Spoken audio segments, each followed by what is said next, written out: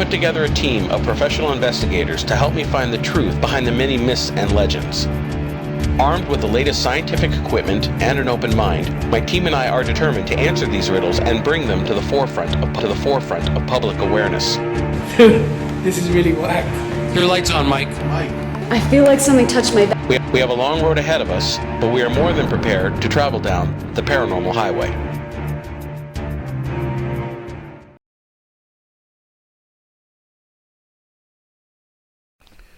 For many residents of New Jersey, the Garden State appears to be a hotbed of paranormal activity. Local legends abound, from the Jersey Devil to Big Red Eye to the Wanakoo UFOs. There's something here that makes us unique from the rest of the country. One of the more well-known legends in the state revolves around Clinton Road, a narrow two-lane road that spans a 10-mile expanse of uninhabited wilderness from West Milford, New Jersey to Upper Greenwood Lake, New York. According to many of the local inhabitants, this isolated blacktop through the woods is the epicenter for almost every urban legend known to exist. So we decided to talk to one of the foremost experts on all things weird to find out about the strangeness surrounding the otherwise seemingly normal road. Clinton Road has a very long and storied history. It goes back quite a long time, at least as early as 1873. There are accounts of nefarious people living off the side of the road, bandits and counterfeiters and murderers and things like that. If you've got an urban legend in the country or around the world, there's probably a variation of it that happens along this road. Kind of a classic hitchhiking ghost or lady in white story. There's also stories of hellhounds on the road. People have seen dogs, wolf-like looking dogs that'll be chasing after their cars, or they'll see them running along the side of the road. So, tell me about the boy who supposedly drowned in the stream. Oh, now that's a pretty common story. The boy died basically by this corner of the road right here. When you pull up and stop at this location and throw change over the bridge, the ghost of the little boy eventually will throw that change back over at you.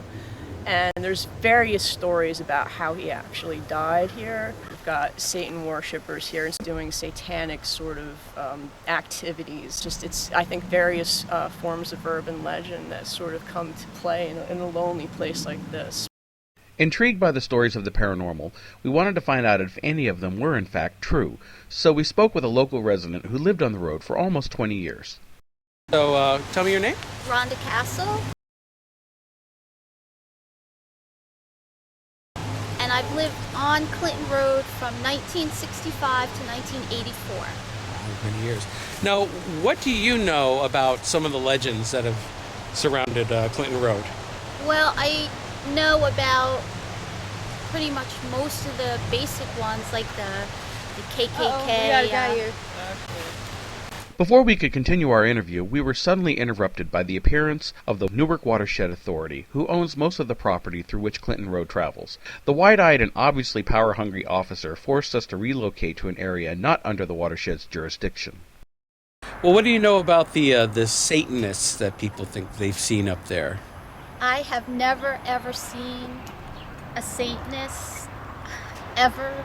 You were telling me at one point that there was a nudist camp There was up a in the area? nudist camp called, I believe it was called Sunshine Nudist Camp. Okay. That's what we were told. Of course, they wore the white robes. So people could have assumed they were up to something when actually they were just actually walking back and forth to their cars. There's the legend of the little boy who drowned in the stream, and they say if you go throw a quarter in, he could throw a quarter back at you. Down the road from my house, two brothers, twins, they were 5 years old. Around Christmas time, their parents went Christmas shopping, and they took their bikes on the lake, and unfortunately they did fall through the ice, and they died, both of them. So that was lower down. Right, that wasn't anywhere near the stream. Because most people try to convince you that it's that little bridge over by Dead Man's Curve, Yeah. and that's in the far end of the lake. It's nowhere even near there. Having heard both sides of the story, we decided to conduct a more thorough investigation of Clinton Road to see for ourselves if we could find any evidence of paranormal activity.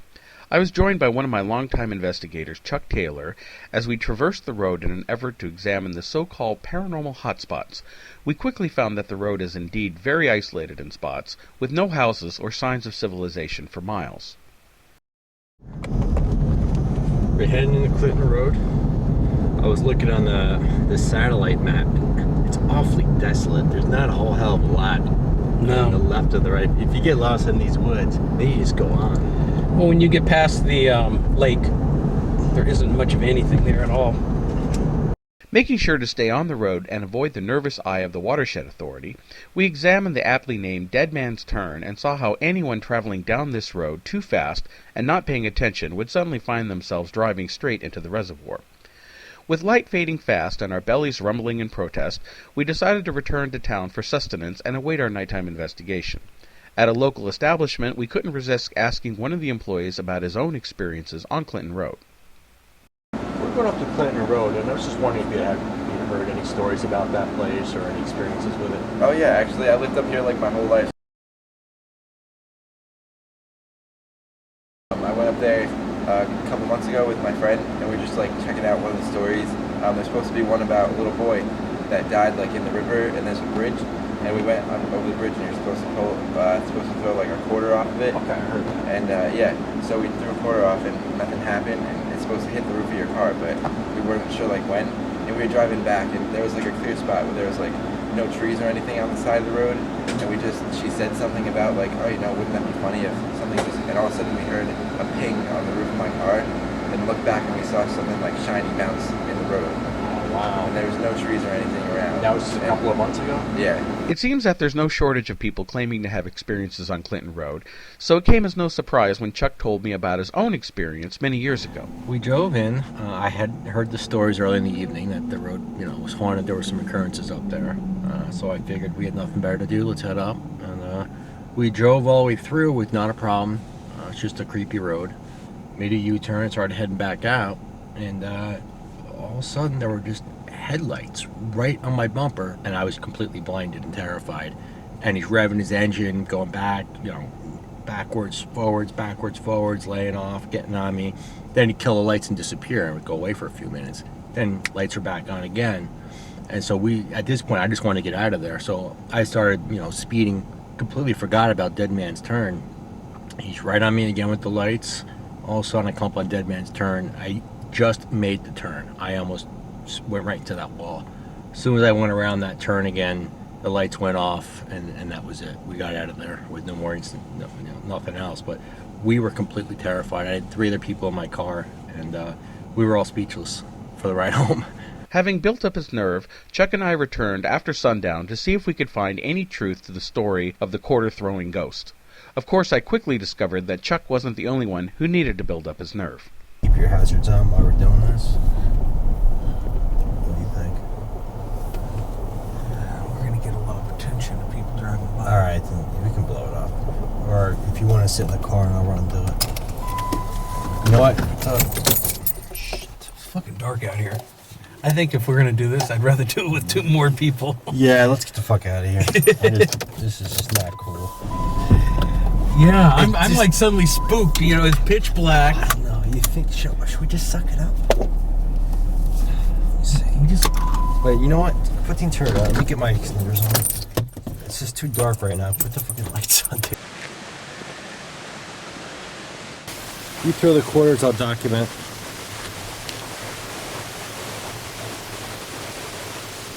We're now attempting to see if the quarters get thrown back at us.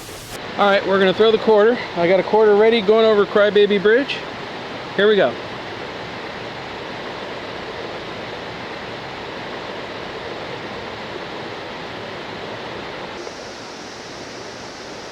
I don't hear any quarter. I don't hear any quarters either. I'm not hearing any quarters hitting the road out here. I'm not seeing any little boy. Go ahead.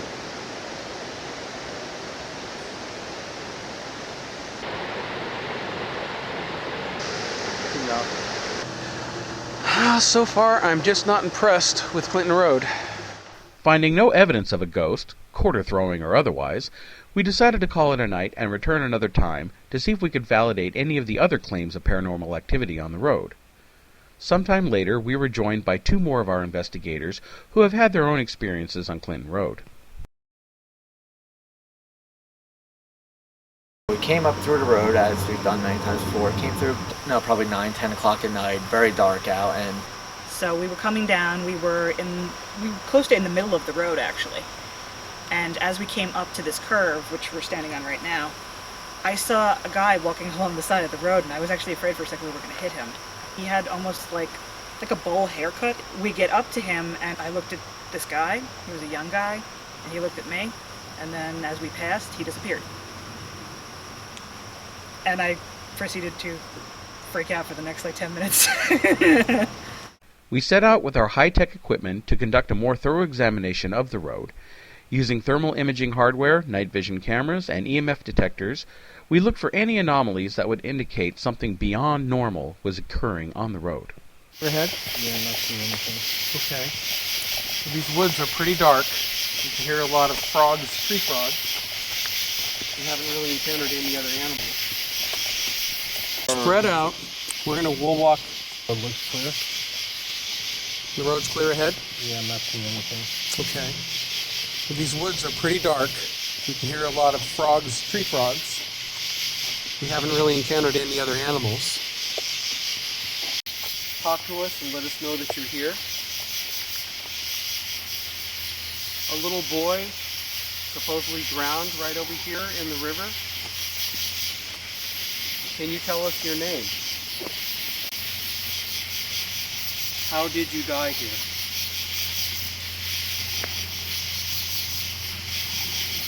Why are you still here? Are we getting any type of readings? I got a spike with 3.8 on the EMF. Look at that have been coming. 3.8 in the EMF meter? Yeah. And now we're back down to 0? Yeah. There's no electrical lines around here. I know that. Did the force it at all? No, the flare's not causing it. Our equipment isn't causing it. No, I ran it by the camera equipment before, and it doesn't give off any electromagnetic frequency. So I don't know why I got that. That lasted for what, just a couple seconds? About a second. 3.8. That's right within the range of paranormal activity. It's like to get a feel for this shot.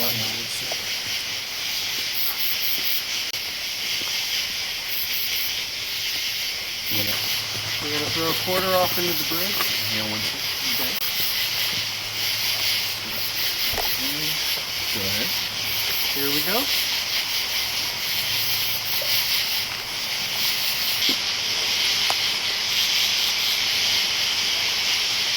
If there are any spirits here of people who have died on Clinton Road, can you please let us know that you're here?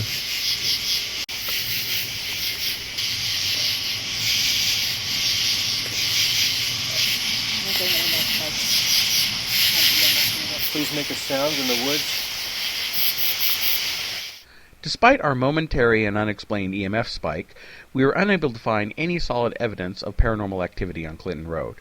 And as we brought our investigation to a close, it was our feeling that, while some people have had experiences that they can't explain, a majority of the legends surrounding Clinton Road are most likely nothing more than local folklore repeated over time until it takes on a life of its own. Until next time, happy hunting.